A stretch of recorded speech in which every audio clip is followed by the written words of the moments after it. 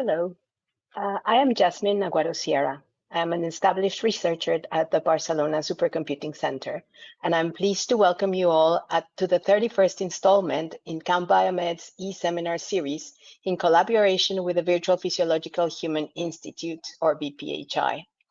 The talk today will be given by Alessandra Aldieri, an assistant professor at Politecnico di Torino, and Cristina Curreli, who is a research fellow at the University of Bologna and at the Rizzoli Orthopedic Institute. Alessandra has a PhD in bioengineering and medical surgical sciences from Politecnico di Torino and worked as a postdoctoral fellow at University of Bologna. She works on computational models of bone mechanical behavior.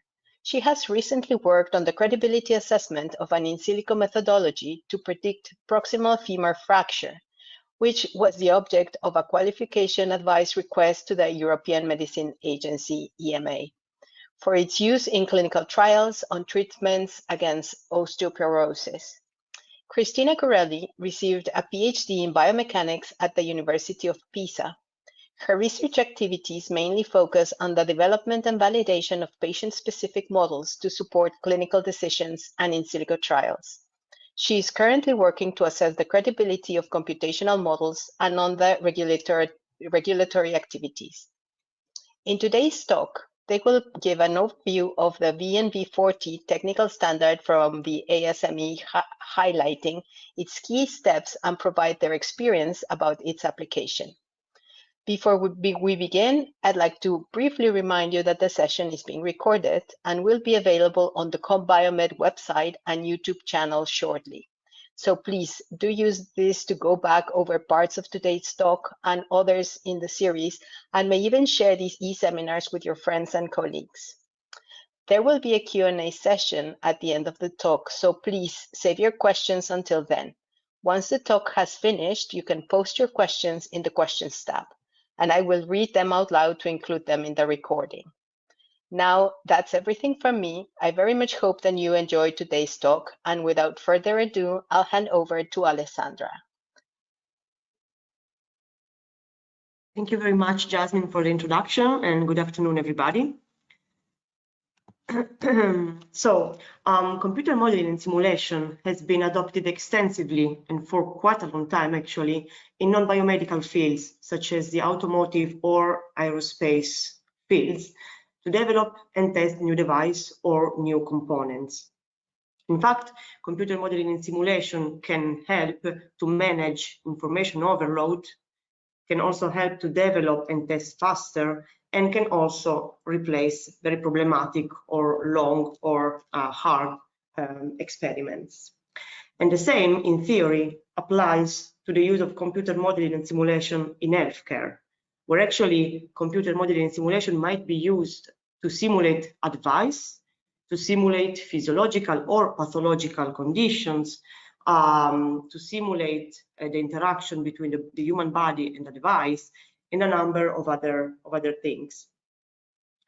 But the thing is that the uptake of in silico methodologies has been and is currently being quite slow and hard compared to other areas, such as the ones I was mentioning before. So, for example, automotive or aerospace engineering. So why? So why cannot we test the safety of a new drug or a new device like it is currently done for an airplane or a nuclear power plant? Well, the answer is quite long. There are actually a number of barriers which have prevented a quick uptake of in silico methodologies in the healthcare field. And the first one is complexity. Our body is complex because on one hand we have a multi-scale we are multi-scale organisms. So we have a number of different dimensions which play a role in our body, and they also interact together. So we also have the entanglement phenomenon. So not only we have different scales which interact between each other, but of course each scale can impact the other. And in addition, also on the same scale, one component, one variable can still have an influence on something different. And on top of that, we also have what is called scale separation. What is this? So basically, if we think of a steel bar, actually it is quite easy for us to define its Young's modulus, because although it is composed of grains, grains are so small compared to the dimension of a steel bar that we can treat the mechanical properties of this bar in a stochastic way. And actually this is not really true for bone, for example, because the characteristic component of bone, which is osteon, has a characteristic scale of 1 millimeter. But bone itself is actually only 2 orders of magnitude bigger. So that if with steel we have basically 5 different orders of magnitude between the grains and the characteristic dimension of a steel bar, this is not true for bone, but also for any biological component we have in our body. And so it's much harder to treat stochastically the organs and the tissues of our body. And then the second barrier is redundancy. So redundancy actually is everywhere in the world, and although it might seem something useless, it is not. If we think, for example, of yeast, actually in physiological conditions, 80% of genes which yeast owns are actually useless. Yes, so they do not come to play any role. But the interesting thing is that in not physiological conditions, so when yeast is somehow stressed because of chemical or environment specific features, actually there are 97% of these genes which are extremely useful and which play a role. And the same is for our body. So for example, if we want to think of a human being, muscle activation during walking is a perfect example of this redundancy. And also we have stochasticity.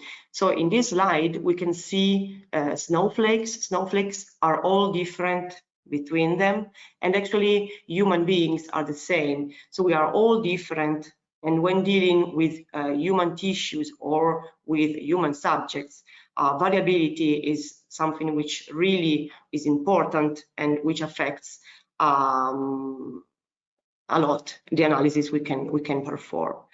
Another example of stochasticity in the human body is represented here in this slide, where we basically can see the so-called uncontrolled manifold example, which is something really interesting. Actually, in this slide, we can see the force which can be registered when 2 different subjects were asked to touch a table with the 2 fingers, the middle and the index. And we can see that although the sum of the 2 is constant, if the subject is asked to control this force in order that it can be constant along different trials, there is a huge variability on each finger if you look at them separately. So again, here the stochasticity, which is intrinsic in the human body and in biology, is evident. And then we have culture. So in the healthcare field, culture has played a really strong role, both from a clinical and from a regulatory perspective. But actually, this slide with 2 very modern figures and 1 old is showing to us that basically culture is not being a barrier anymore, in the sense that also because, I mean, there has been a very rapid progress in technology, culture is changing, and we can now claim that in silico medicine is the future. So thinking of possible applications of in silico medicine, we can first of all figure out these 3. So on one hand, we can have digital twins.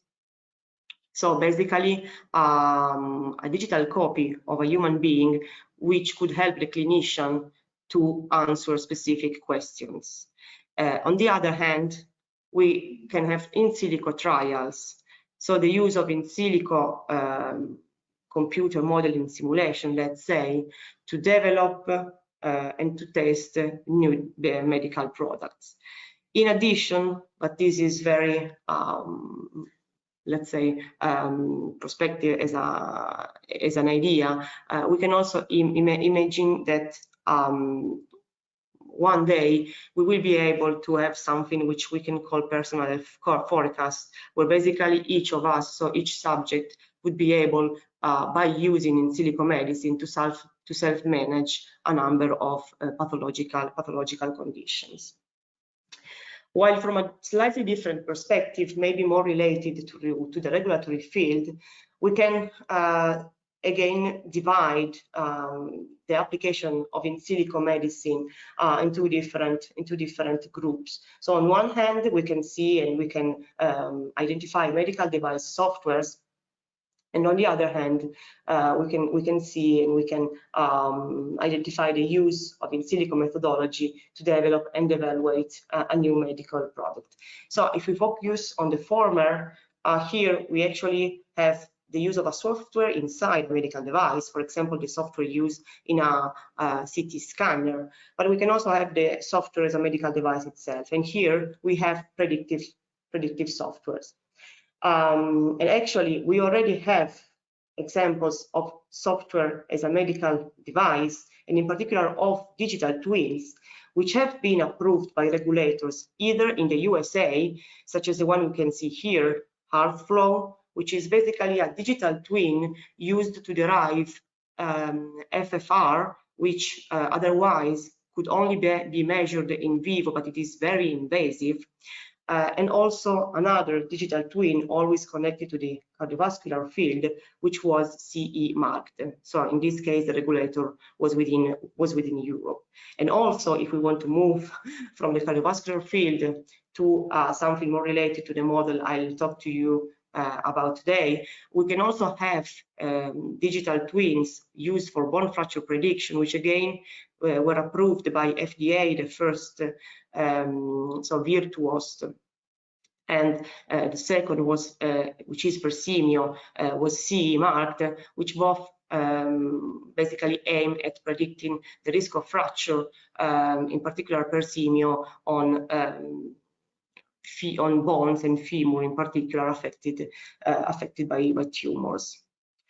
But then we can also move to the second group, which is, as I was mentioning before, the use of in silico methodologies to develop or evaluate new medical products. And so we can you know, talk about in silico trials. So in silico trials have been defined as the use of individualized computer simulation in the development or regulatory evaluation of a medical product, device, or intervention. And in silico trials are really promising in the sense that can reduce, refine, and replace in vitro or in vivo tests in all the phases of a clinical trial. And actually, we can already have examples of some in silico trials which took place. So, for example, this was a fully in silico clinical trial for a device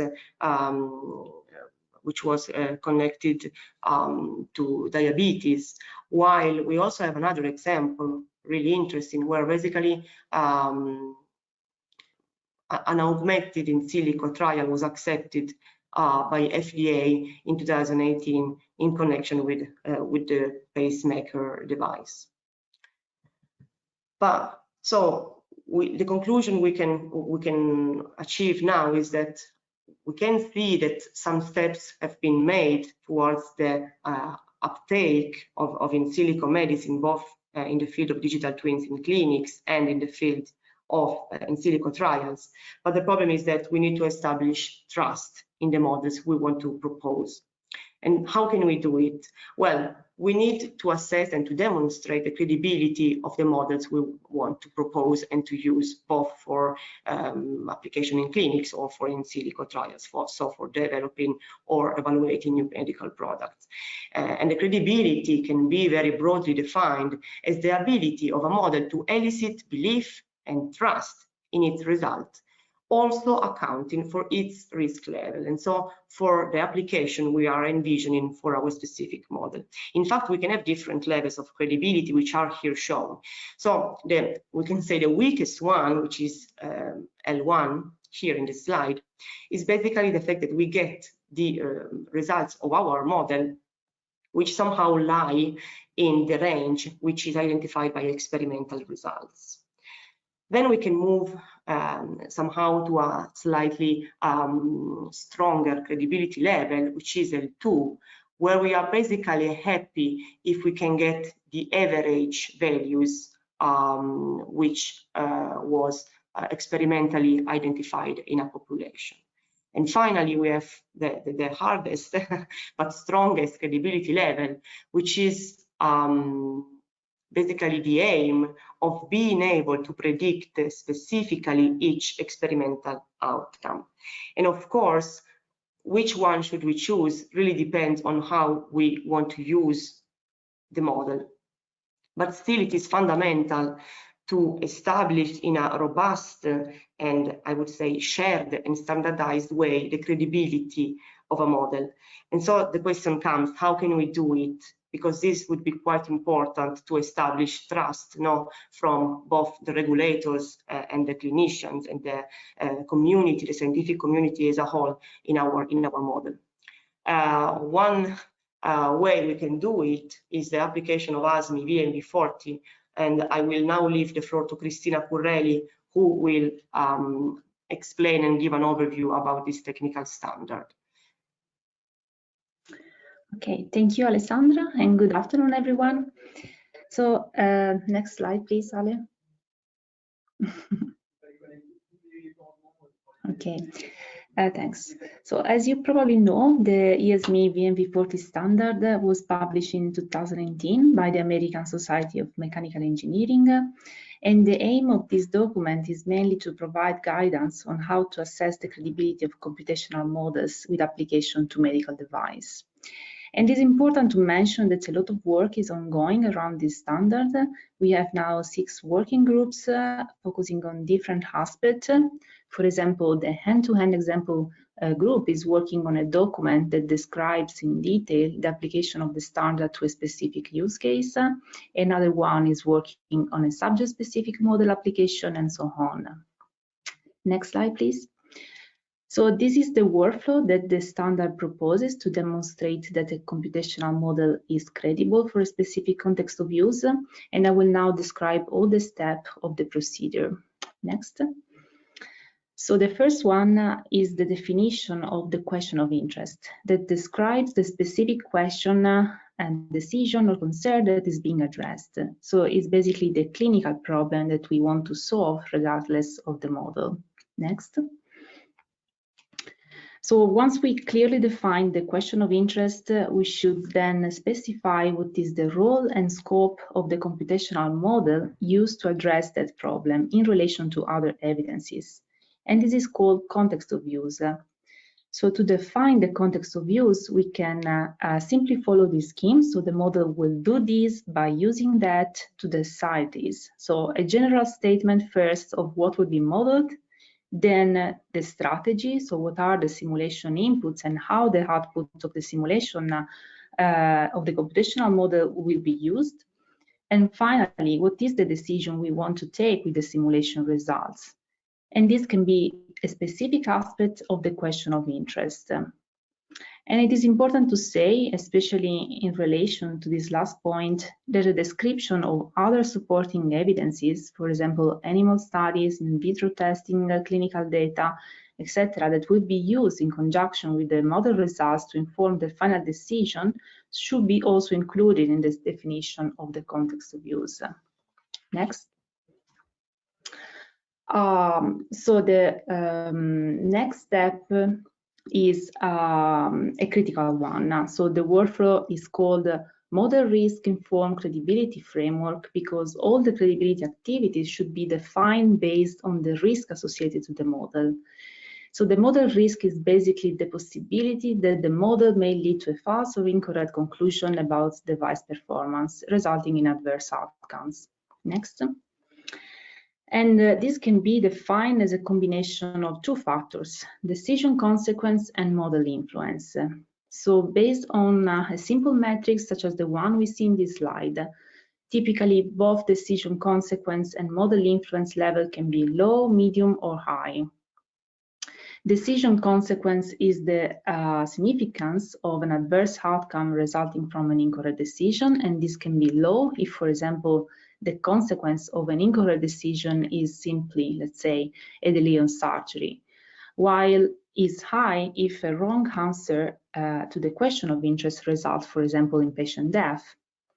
And on the other hand, we have model influence, which is the contribution of the computational model to the decision related to other available evidences.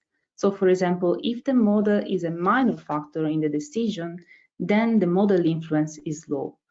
On the contrary, if the final decision, so the answer to the question of interest, is mainly taken based on what we obtain with our simulation, then we can say that the model is a significant factor in the decision and the model influence is then high. Next. Ale, next. Thanks.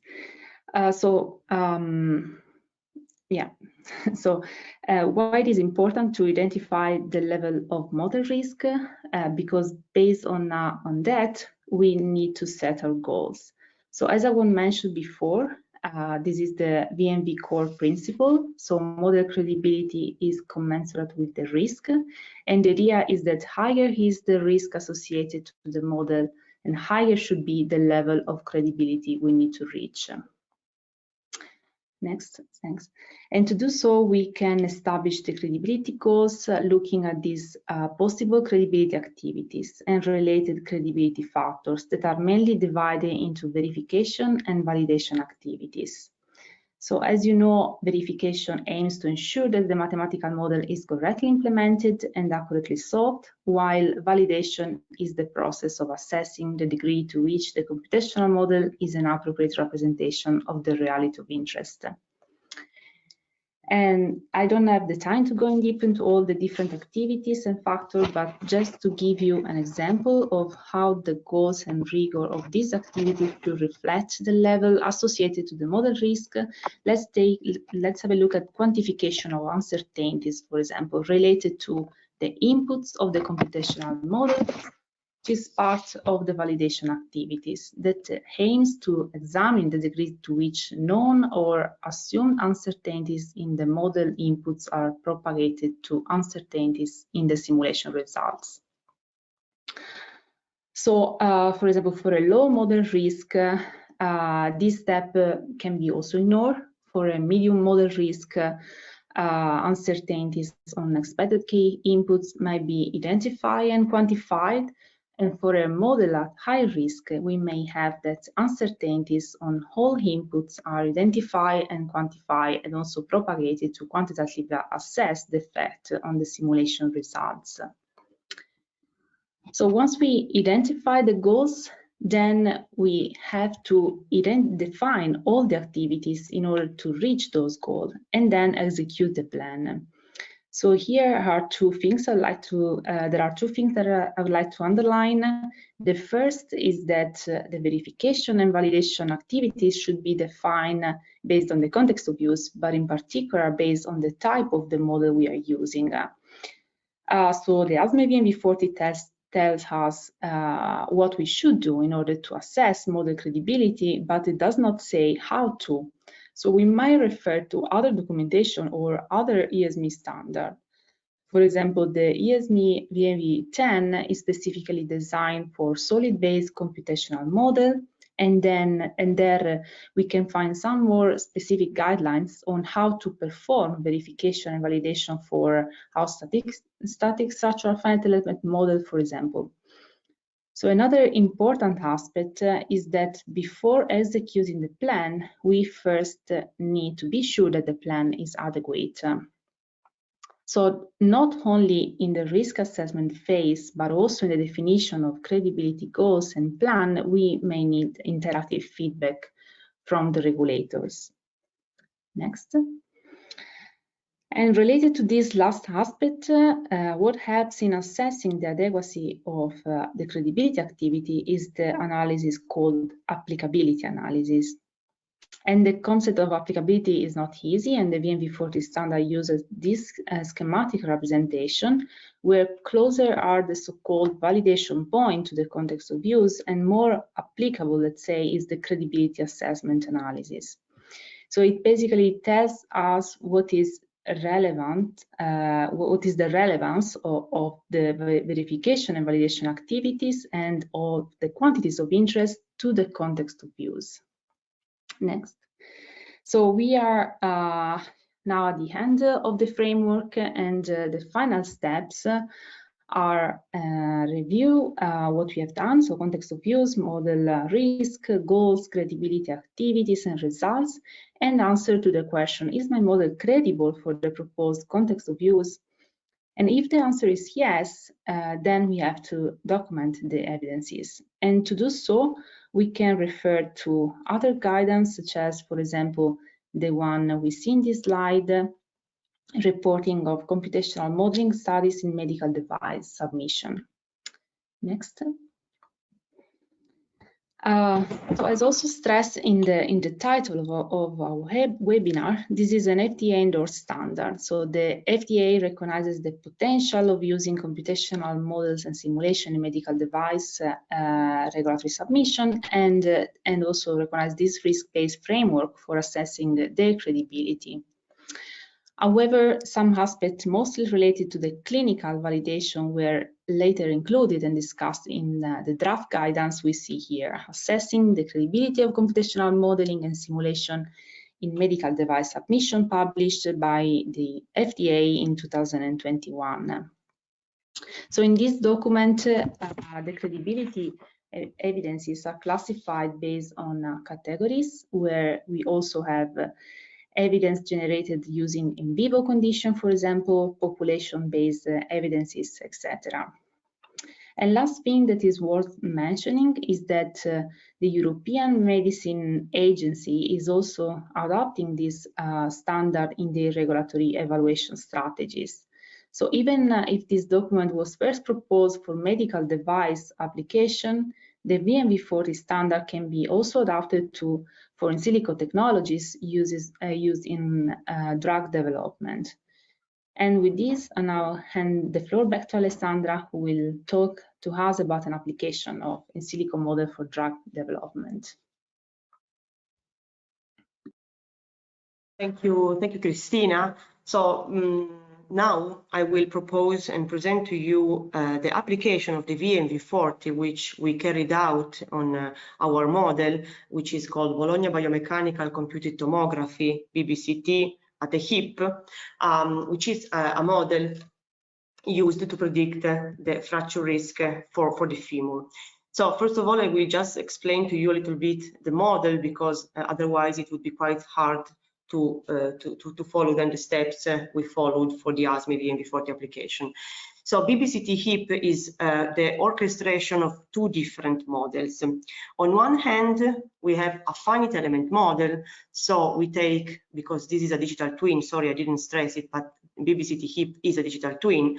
So I take the quantitative computed tomography of a patient, I extract the geometry of the femur, I mesh the femur, I assign Hounsfield unit-based material properties. So we employed isotropic but heterogeneous material properties, and then we apply specific boundary conditions. In our case, we applied boundary conditions able to replicate a fall on the side, because that's the main cause of the proximal femur. And so we basically imposed a contact between the ground and the greater trochanter. We applied a force, concentrated force, on the femur head. And then, in order to take into account for the knee, we placed a hinge at the center of the knee, and the nodes which were placed here, so at 75% of the biomechanical length of the femur, and these nodes were then constrained to the hinge itself. We then performed finite element simulations, and we could extract from these simulations a so-called load to failure, which is the load which would cause a fracture of the femur based on principal strains criteria. In particular, I stress that we performed a total of 28 different finite element simulations, changing the orientation of the femur, because of course a fall is not deterministic and we wouldn't be able to exactly position the femur in an exact position. So we investigated a possible range of femur impact pose when falling, and at the end of the day we ended up with 28 loads to failure, which we then interpolated quite simply to extract a surface map of the load to failure, which can be seen here in the slide. And the second model we employed was a model of the fall event. So this is a mathematical stochastic model in the sense that it is an inverse pendulum. So it is quite a simple model, which depends on only two patient-specific variables, which are the patient height and weight, and a number of stochastic variables, again, because the fall is not deterministic, so we couldn't predict, of course, a priori how a person could fall. So there are a number of stochastic parameters, and with these inputs, we run our model, and we get 1 million possible impact forces, which would result from a fall. At this point, we can compare the two. So for each, basically, for each load to failure, we compute the fraction of impact forces which would cause fracture, and by averaging them we end up with the so-called ARF0, which is the absolute risk of fracture at time 0, where time 0 is the time of the CT scan, of course, because we take a picture of the femur in that instant. So this is BBCT hip model. And because we could see from a retrospective study we carried out that BBCT hip is better than the R-album mineral density, which is the gold standard used in clinics for predicting the fracture at the proximal femur, our idea was the possibility to use also BBCT hip in a clinical trial to assess the efficacy of a drug. And so we decided to try and to start a qualification, a so-called qualification procedure with the European Medicine Agency, to propose BBCT hip as a response variable to be used instead of ABMD. So a qualification procedure is a very how to say, I would say strict procedure, which basically involves the proposition of a new methodology to the European Medicine Agency. Of course, this submission needs to prove insights not only in the new response variable, which in our case was our model, but also in its reliability, accuracy, precision, of course, validity and applicability.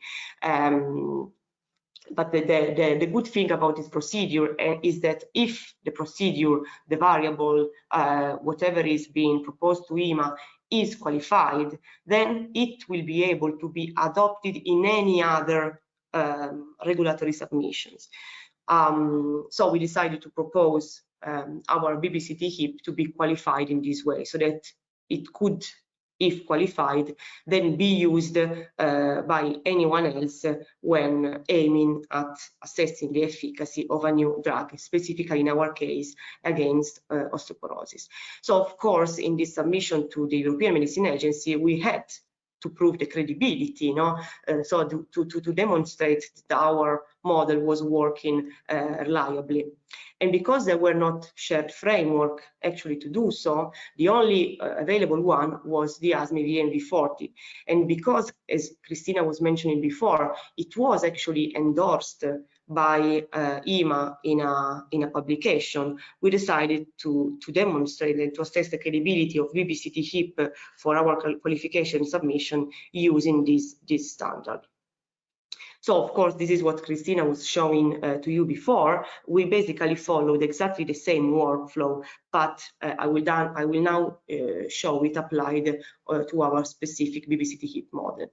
So we started from the question of interest. Actually, the question of interest you see now was the result of an interaction with EMA. So this is something Cristina has mentioned, and that is quite also very important. So the interaction of the regulator is something fundamental. So after an initial interaction with EMA, we ended up with this question of interest, which was about the optimal effective dose for a new anti-osteoporosis drug according to a multi-dose phase 2 clinical study. And from this question of interest, the context of use followed. It's quite long, but just focus on the bold writings. So our idea was to use BBCT HIP in phase 2 clinical trials where aral bone mineral density is currently used. So we wanted to use our ARF0 instead of aral bone mineral density, and in particular what we wanted to do was to establish the optimal dose for a new drug against osteoporosis by taking into account the average delta ARF0, where the delta ARF0 was the difference between the ARF0 computed at 2 different time instants on each patient. So at the beginning of the treatment and after a specific time. So based on this context of use, we then moved to the risk definition, which, as Cristina was highlighting, is quite important. So in our case, we decided that the decision consequence was low in our case because we were proposing the adoption of BBCT HIP in phase 2 clinical trials. So these clinical trials always try to assess the optimal dose, but within a range. And this range is between the maximum tolerable and the minimum effective dose.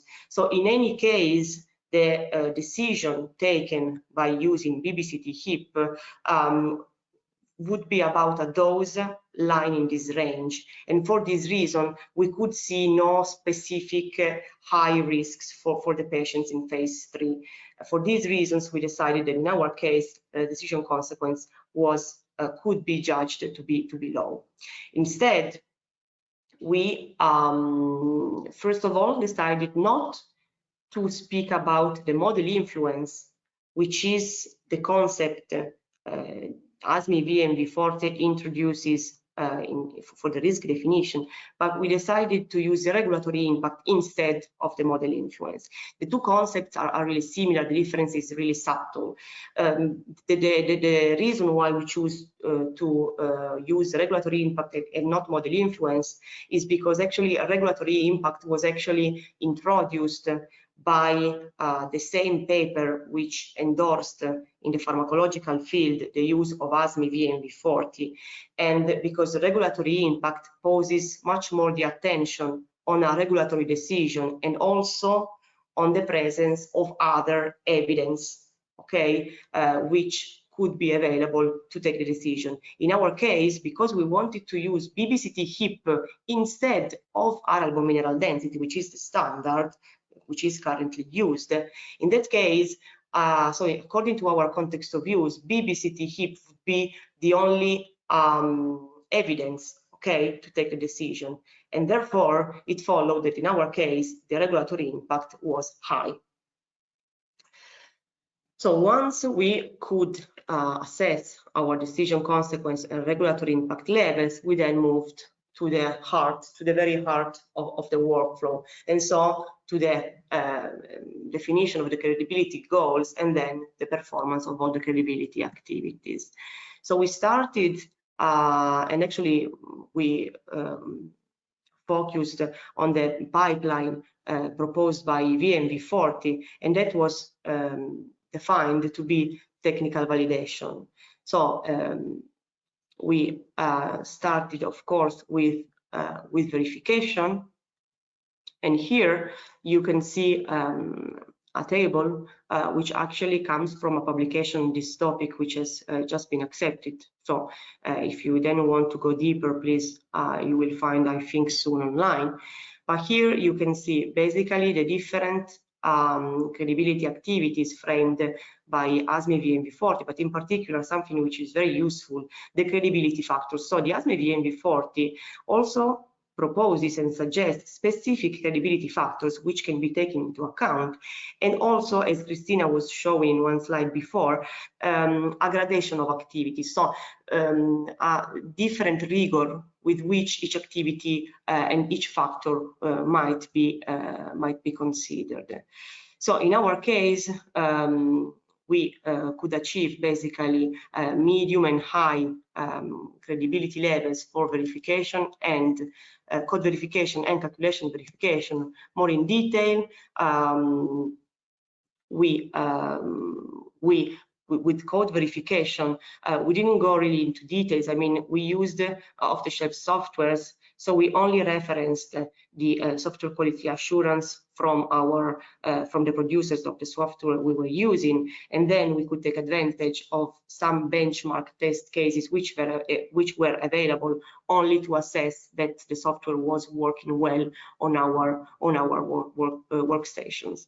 And then moving to calculation verification, we considered the solver settings, so in particular Newton-Raphson convergence criteria, and then we also considered, as suggested by ASME VV-40, the discretization error, which of course then was customized according to our specific application. So we performed a convergence analysis on the mesh, a convergence analysis on the number of finite element simulations we performed, on the number of impact forces calculated with the stochastic mathematical model, and also on the number of bins the mesh elements were grouped in order to assign the Young's modulus, so the material properties. So you see that of course, ASME VV-40 can frame somehow and can suggest specific activities, but then of course these must be tailored to the specific application one is proposing and one is using.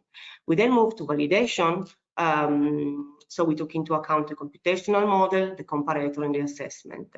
So starting from the computational model, you see that ASME VV-40 recommends the use and the analysis of model form and model inputs, where model inputs can be subdivided into sensitivity analysis and uncertainties analysis. So regarding what ASME VV-40 calls model form, again, tailoring this definition to our specific models, we analyzed different density to Young's modulus, so different material laws which could be used to determine the Young's modulus from the density which came from our quantitative computed tomography scans. Then we established also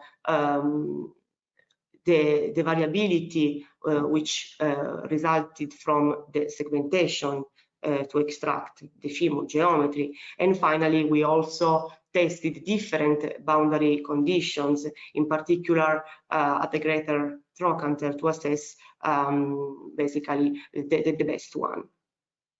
And moving to model inputs, here we focused on sensitivity analysis and uncertainty quantification. So on one hand, we took into account the two parameters contained in our density to Young's modulus law. Then we took into account the uncertainty which is intrinsic into the calibration procedure to extract density from the Hounsfield unit of our CT scans. And then we also took into account some uncertainties which came from the identification, which was actually manual in our model, of some anatomical landmarks which are necessary to identify the center of the knee, where if you remember, we put the hinge. And finally, we also took into account the boundary conditions, meaning the percentage of the total length where to place the nodes which were connected to the hinge. And finally, we also performed sensitivity analysis on the contact parameters, where, of course, I'm referring to the contact which was set at the greater trochanter. So finally, then we also have, in the context of validation, the comparator. So the need, of course, to establish the accuracy of a model, to also have some comparator, some observed data, some experimental data to compare the outcomes of our model. So in our case, we performed we employed the comparator to perform validation on two different levels. On one hand, we employed an in vitro comparator, so we could take advantage of experimental tests which were carried out on cadaver femurs, and then these same cadaver femurs were scanned and the finite element model was developed, so in such a way that the finite element model could be validated and the predictive accuracy of our model could be assessed. But because actually our BBCT HIP does something more, so it does not only comprise our finite element model, but also the other stochastic mathematical model to estimate a fracture risk. We also went to a slightly higher level and we wanted to assess the certification accuracy of our model, where we basically compared BBC outcomes with the known fracture status of a retrospective cohort. We could take advantage, and therefore we could assess basically the stratification, so the classification accuracy of BBCT HIP taken as a whole. And then finally, there is the assessment, which is simply the gathering of the results coming from the comparison with between the experimental and the computational outcomes. Again, you can see here that ASME VV-40 proposes and takes into account a number of different factors which needs to be considered. Just to be brief, in our case, we could achieve these levels of predictive and certification accuracy. Of course, we highlighted a lot the certification accuracy which we could achieve. Because for BBCT HIP, the certification accuracy was much higher than the certification accuracy of the R bone mineral density, which in our context of use we wanted to replace. And eventually there is finally applicability. So the closeness of the validation activities to the real context of use. Well, in our case, it was a little bit the weak point. You can see here that if before the achieved credibility was always medium to high, in this case we had low to medium. Why? Well, because we were proposing a context of use which was related to the performance of a clinical trial, and in our case, of course, the majority of the activities we performed were connected to the model itself, or in the best cases, to a retrospective cohort. So we could only achieve a low to medium credibility for the applicability, but according to us, because BBCT HIP is a mechanistic biophysical model, this was not really important. However, was this enough for the European Medicine Agency? Of course, no, because what the European Medicine Agency asked us was what we can call a clinical validation. And a clinical validation, according to the regulator in this case, was really something like a clinical trial. So they asked us to give much more and stronger evidence of the credibility of our models, but by designing a proper clinical trial where we could where we should have employed BBCT HIP really on a placebo arm and on a treated arm, which of course we couldn't done. So at the end of the day, our BBCT methodology qualification did not go well, but nevertheless we could successfully implement the VV-40 on our methodology. So just to wrap up,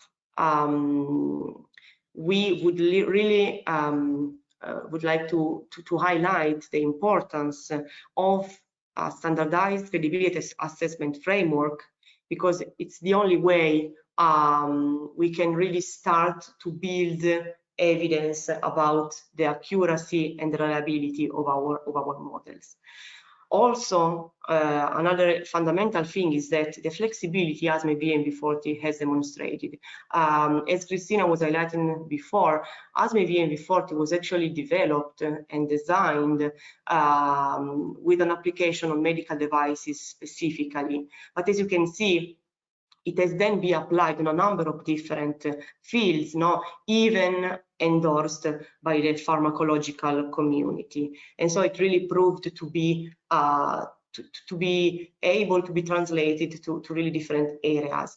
But of course, this also comes with the need really to tailor the concepts it introduces. As you could see from our from the application of ASME VV-40 in our case, it is true that ASME VV-40 suggests and proposes a really structured framework, but then of course one needs to tailor and to identify the specific aspects and features of the model to be considered. Another very important thing is the need, right from the beginning, when we start to develop a new model, of robust validation, verification and validation activities. I didn't stress it, but a number of evidence we could bring in our qualification document, where we applied ASME VV-40 workflow, came from old studies. So for example, the predictive accuracy definition could take advantage of experimental tests which were performed a number of years ago. So again, it is fundamental really to assess the credibility, so to start to build evidence about the credibility of a model since from the scratch when we start to develop it. And eventually, and this is again very important, there is a really important need of interacting with the regulators, and also to of course to take their feedbacks. The problem we see now is that we have really a problem of language and communication. So we come from really different cultures if we think of the pharmacological field. So if I have to think of my experience with the European Medicine Agency, there was really a communication problem. So we were engineers and some concepts were really clear to us, while of course they came from a different background, and this of course was a great barrier. So the last aspect, which is maybe the most important at this point, is the need of an interaction and to learn one from the other with the regulator, especially of course I'm speaking about the pharmacological field, which is the one where we had our experience. So with this, me and Cristina would like to thank you all for listening, and we are open for questions if any. Thank you so much, Alessandra and Cristina, for this fascinating talk. Truly enjoyed it. And just a quick reminder for the audience, if you have any questions, please go ahead and write them in the questions tab so I can read them for you. So, well, while we have questions, I actually do have some questions of my own. And my first thought was, are there any specific contents of the VV-40 that you think should be modified for drugs? Like, is there something specific that you found that you could propose a new standard or a new modifications for it? So actually, no, in the sense that we basically decided to split, and this is something which is becoming quite shared in the community, to split the credibility assessment for our model into two different parts. So on one hand, we had technical validation. Technical validation was containing all the VMV and the UQ activities, plus prediction, predictive accuracy assessment, and the certification accuracy assessment done on the retrospective cohort.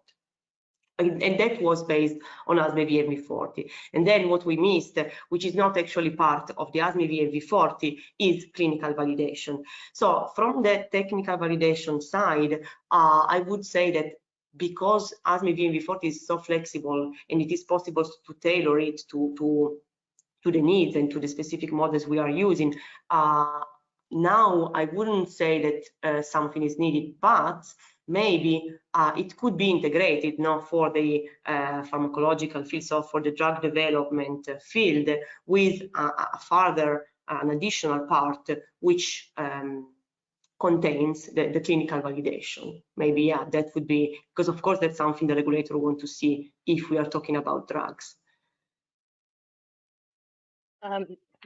Thank you. And just a little bit to add to that comment. So you would have to have the funding to create a clinical trial on your own when you're trying to do this, right? So that is the expectation.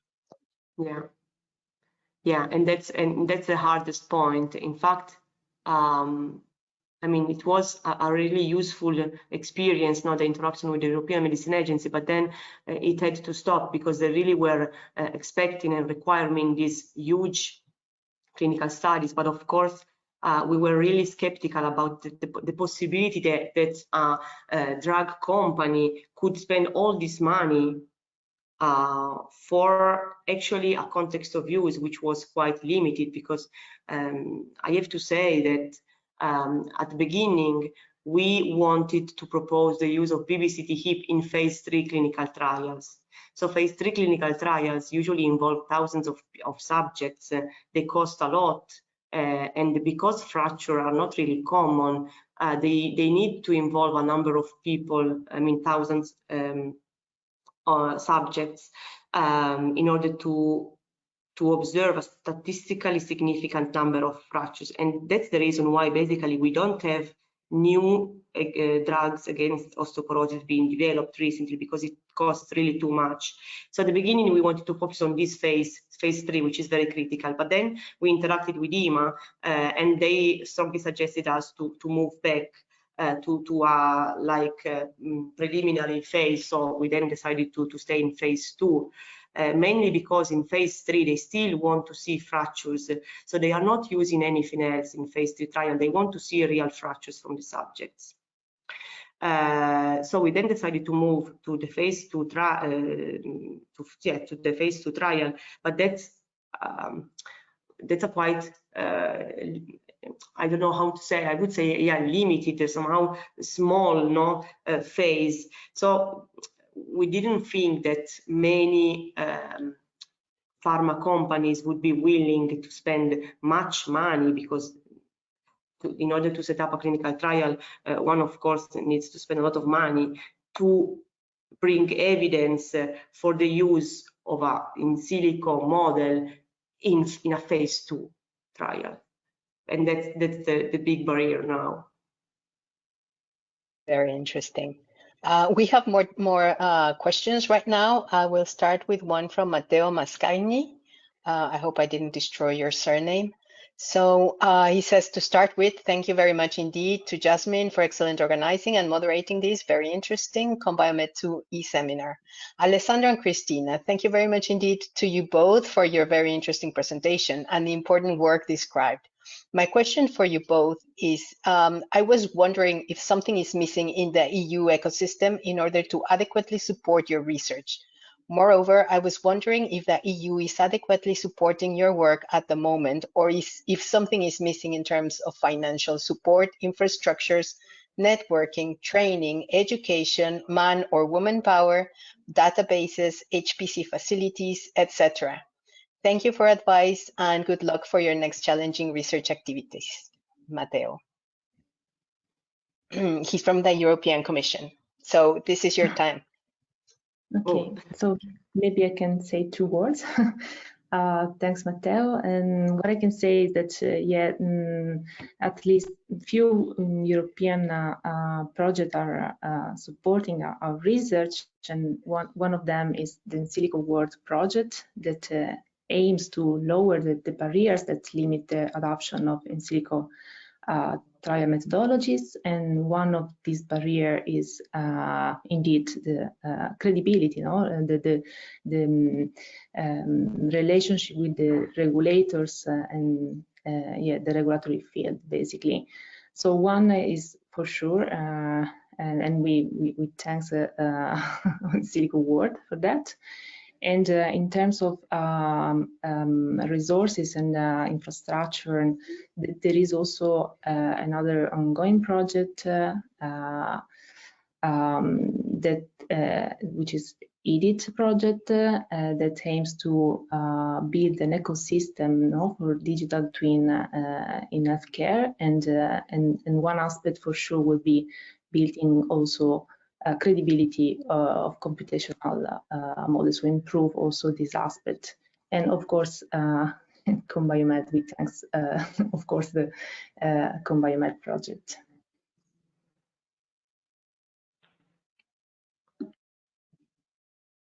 Thank you very much. Well, we have some more comments from Hannah Smith saying, great talk. Are steps for building confidence in models different for medical clinicians and patients than regulators, so that models are not just approved, but also widely used? Example, patients being hesitant over artificial intelligence in healthcare. Well, I think this was potentially more of a comment, but also following this, can you apply the same VNV-40 framework for machine learning? Maybe I can, say 2 words about this last point. The ASME VV-40 and also the FDA draft guidance can be applied to computational models such as physics-based or mechanistic model. So not actually statistical or data-driven. So I can say some general concepts can be applied also to data-driven, but as far as I know, the American Society of Mechanical Engineering is working on another standard, ASME VV-70, which is specifically designed for machine learning models. So maybe we should look at those documentation, for machine learning models. Thanks. Thank you. There's another question from Rodrigo Mendez Rojano. He's asking if the impact of the drug in the computational model was included only in the initial geometry, or were there other considerations? How extensive the UQ analysis should be? A full UQ analysis might not be feasible for some models. Can you comment on that? Yeah, sure. So as for the drug, actually, our patients were not treated. So the model only relies on the density information contained in a CT scan. So the context of use we thought of was basically the extraction or the computation of the risk of fracture twice. So at the beginning of the treatment, I scan the patient, I get the QCT at time 0, I extract ARF0. Then I treat the subject. I performed a second QCT scan after 6 months, 1 year, I don't know. And then I build a new model based on the new CT scan at time, let's say time 1. I compute ARF0. So I have 2 different ARF0, which depends on the change of the density in the bone, which can be captured by the QCT scan, of course, and then I compute the difference between the 2. And of course, I would I would identify the most optimal dose as the one which gives you the most negative, because ARF0 should decrease, so the most negative difference between the 2 ARF0. Moving to the second part of the question, so the uncertainty quantification, that's the tricky point. So it really depends. It's not really engineering saying it really depends, but it really depends on the context of use and therefore on the risk. So the choice of how deep one should go really depends on the not only on the model, but especially on the context of use and therefore on the risk, because if and there are really interesting papers about this. The same model with different contexts of use can really undergo really different ways of dealing with the credibility factors. Because if the risk is high, then actually much more features should be taken into account, while if the risk is low or not as high, one can make specific choices and of course justifying them, choose to ignore specific features. Okay, thank you. Another quick question from Michael's team. Based on the risk assessment defining risk levels, could you explain what accuracy is good enough for a certain risk level? Are there also credibility levels given within the VV-40?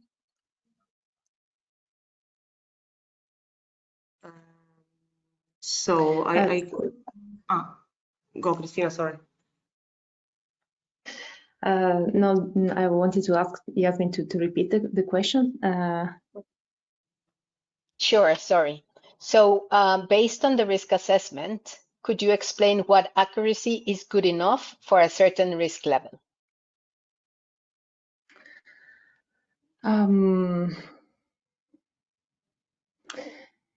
Yeah, I think basically is a not easy question actually, because deciding if accuracy is accurate enough, is the result we obtain are enough. It really depends on what we should do, what we are going to do with the model. So basically, I think that the answer is related to what is the accuracy we want to reach with our simulation results. So we should look at the question, the context of use, and see where the model is going to play a role. Yeah, it actually is a very critical point. Yeah. I don't know, maybe Alessandra, you want to add something? I agree with you. I mean, it really depends, and that's actually the critical point of the whole ASME VV-40 on the context of use. So again, the same model, for example, with a 10% accuracy might be okay for a specific context of use, might not for another context of use. So it really depends on what one want to see eventually. So for example, in our case, I didn't give the results because then that was not really of interest. But from our analysis, like the uncertainties were all below 10%, more or less. And for us, because we had a finite element model where there is a fixed degree of uncertainty, this was judged enough. Also because then our context of use took into account specifically a difference between the results of the model itself. But probably if, if the context of use might be related to the classification of patients, I don't know, let's say physiological, pathological, where the difference between the two classes is very small, then of course the accuracy should be smaller than that difference. So again, it really depends on the application, I would say, even though it was a really good question and the answer is maybe bad, but it really depends on the application, I would say. Excellent. Just one more question from Huishan Wong. Hello, I want to know, are there differences for credibility assessment in silico methods applied in medical devices and in drug development? So how different is this credibility assessment between medical devices and the drug developments? So basically, ASME VV-40 was being developed for medical devices specifically, and then because it is currently, then things are changing now. But it was basically the only standard available for in silico for models. Then it was endorsed by other, let's say, scientific communities and for other applications. So as I was mentioning before, the pharmacological community, let's say, endorsed the adoption of ASME VV-40 in a paper, and therefore, also because, again, that was the only thing available, it was used also for a model to be used in drug development. The huge difference, again, is the clinical validation, which is strictly required for the drug development field, and might be less fundamental maybe, but it really depends for medical devices. But I would say that the technical validation part, which is actually what I presented, is exactly the same, either for a drug or a medical device. Of course, what is inside changes. I mean, the context of use, the risk, and everything else will follow. Excellent. Thank you so much for your answers. I have just one tiny question, and I don't know if you can hypothesize on that. Would you have had the same result from your work with a different regulatory body, that is with the FDA? Do you think that the clinical trials would be also a determinant point for your application to, have these difficulties? Okay, so I can give my opinion, but actually I would say that I don't know. Maybe because FDA in the USA deals both with medical devices and with drugs, no? So it's completely different from the European framework. They might be more prepared, more also used maybe to seeing these kinds of applications, and so maybe the background would be also more like towards the engineering field. So maybe the interaction would be slightly easier, but I'm not sure about this. But still, I think that also the interaction with FDA would have brought to the need of further clinical evidence. So maybe not as huge as the one EMA requested, so a proper clinical trial, but still I think that also another regulator would have required more robust clinical studies. Yeah, no, excellent. Sorry, go ahead. No, the answer given by Alessandra was complete. Like a very interesting point. It would be interesting to see what the FDA would think about our qualification request, advice request. But yeah, actually, we may take a note on that, and in our to-do list in the future, we may also interact with FDA. Yeah. Well, excellent. Thank you once again, Alessandra and Cristina, for giving us your time today to speak about VMV-40 and your work. We really enjoyed it. Thanks for everyone that is still here. So I have just one final reminder, is that this e-seminar will be available on the CompBioMed YouTube channel and website, which is accessible via the link shown on the screen. Before we end, I do have a couple of announcements. So can you please show your next slide? Okay, thanks you for participating, and you can always fill in your comments. I would like to introduce the CompBioMed's free scalability service. In academia, research hospitals, or SMEs, you're probably making intensive use of applications, and now you're finding your computing power is insufficient. Perhaps your code is too slow, or perhaps it's fast enough, but you are now trying to simulate thousands of virtual patients. Well, maybe you require large-scale sensitivity analysis to get your solution certified by the regulatory authority. If so, then CompBioMed offers a service free of charge to improve the turnaround of your computing jobs. Next slide, please. If this applies to you and your research, please contact us, either to discuss the details of how we can work together, or alternatively, we are open for a general discussion about speed up via our Slack channel hosted by the In Silico World Community of Practice. Next slide, please. This community of practice was the first Slack community devoted exclusively to in silico medicine, offering expertise, opportunities for collaboration, and a safe space to exchange ideas and seek advice. The next slide, please. So we have over 500 experts who have already joined the community and its channels, from SMEs to large biomedical companies, regulators to clinical research institutions.